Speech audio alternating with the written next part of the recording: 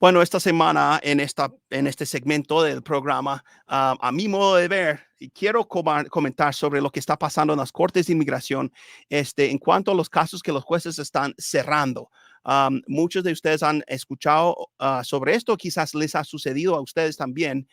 Lo que está pasando aquí es de que hay personas que llevan muchos años esperando una corte de inmigración, están esperando por fin tener su día en la corte para presentar sus evidencias y su historia con el juez de inmigración y que el juez pueda tomar una decisión y otorgar el asilo o no. Pero lo que estamos viendo ahora es que en muchos casos los jueces de inmigración simplemente están cerrando esos casos. Y es porque los fiscales están presentando mociones que se llama una moción para utilizar la discreción del fiscal de no seguir buscando una orden de deportación en contra de estas personas.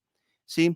Y supuestamente debería de ayudar con el retraso en las cortes de inmigración. Los jueces piensan que pueden utilizar su espacio en su calendario y su tiempo para mirar los casos donde quizás los casos más serios, ¿no?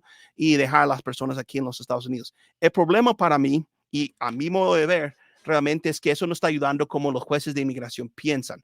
Lo que yo veo, por lo menos con mis clientes, nosotros estamos preparados para la última audiencia. A veces hay problemas con las huellas digitales porque los agentes de inmigración no han mandado a sacar las huellas o qué sé yo. Eso queda en manos de los agentes de inmigración.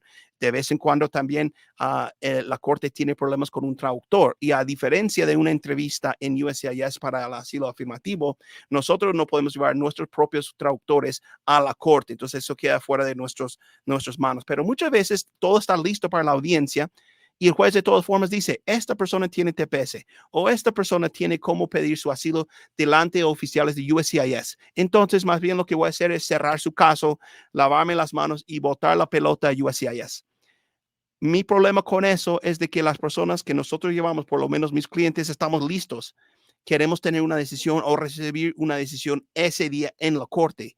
El problema que el juez no ve es que esta persona ahora va a tener que esperar años para una entrevista de asilo afirmativo con USCIS y muchas veces ni siquiera están haciendo esas entrevistas. Tenemos tiempo sin que uno de nuestros clientes, que tenemos muchísimos esperando en esas filas para al asilo afirmativo, no están llegando a tener esas entrevistas. Entonces, es una manera como que de que los jueces de inmigración lucen bien, como que mira, yo estoy rebajando el número de casos que yo tengo en mi calendario como para sus jefes, ¿no? Pero lo que están haciendo es cerrar casos que pudieron quizás resolver rápidamente.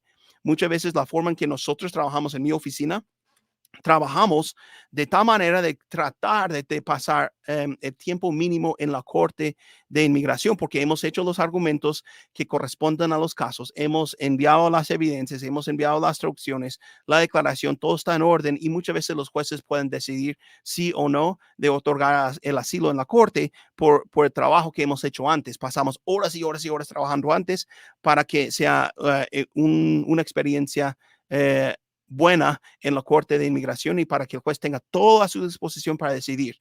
Entonces se me hace muy mal hecho de parte de los jueces de inmigración de simplemente cerrar un caso cuando bien pueden decidir el caso dentro de 5 o 10 minutos con toda la evidencia que hemos entregado en un principio. Entonces surge la pregunta, ¿qué pasa si eso me sucede a mí? ¿Qué va a pasar si yo tengo todo listo para mi corte de inmigración y el juez cierra mi caso? ¿Qué es lo que voy a hacer? Lo que hay que hacer en ese momento, en realidad, es aceptar la situación y proceder con USCIS. Pero antes de aceptar la situación, se me olvidó decirlo, ¿no? Y como estamos en vivo, antes de aceptar eso, lo que hay que hacer es pelear un poquito. Nosotros en mi oficina lo que hacemos siempre es un argumento por escrito para que quede la evidencia ahí.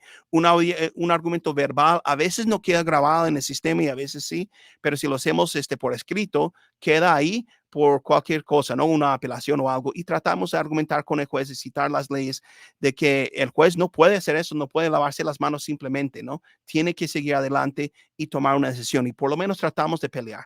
Y en el último caso, si el juez decide que no, pues él es el que tiene la autoridad de decir que no y vota en la pelota de USCIS. Entonces, ¿qué se hace? Se manda nuevamente la aplicación de asilo con las evidencias a USCIS y luego uno forma una fila de espera y podemos seguir esperando que USCIS resuelve sus problemas. ¿Qué es lo que va a pasar con eso? A mi modo de ver, en el futuro, Entonces, toda la presión que tenemos con las cortes de inmigración simplemente pasa de las cortes a USCIS y todavía tenemos una situación con millones de personas esperando una entrevista de asilo político. Yo quisiera que el Congreso de los Estados Unidos tomara cartas en este asunto y trataran de o intentaran arreglarlo. Una de las sugerencias, y yo sé que no soy nadie, yo no estoy en el Congreso, no tengo ese poder para tomar una decisión, obviamente, pero el don nadie que soy yo, eso sería mi sugerencia. Otros casos que tenemos en otras áreas de inmigración pueden aprobar los casos sin entrevista. Por ejemplo, los que ganan el asilo político y después mandan su aplicación a pedir la residencia, si todo se ve bien, a veces les aprueban la residencia sin una entrevista. En otros casos, cuando los hijos ciudadanos mayores de los 21 años mandan a pedir a sus padres por medio de un proceso de USCIS, también se les pueden aprobar esos casos sin una entrevista. A mí me ha tocado tener entrevista en esos casos cuando un niño mayor de los 21 años ciudadano pide a sus padres. ¿Y por qué tendríamos una entrevista si normalmente se pueden aprobar sin entrevista? Pues porque en ese caso hubo una circunstancia fuera de lo normal y nosotros teníamos que ir y hablar con un oficial de inmigración y explicar la situación. Yo pienso que si pudiesen aplicar ese principio a los casos de asilo afirmativo, podrían mover los casos mucho más rápido, ¿no? Los casos que obviamente esta persona debe ganar su caso de asilo, ¿por qué entonces tenemos que esperar años y años y años para una entrevista?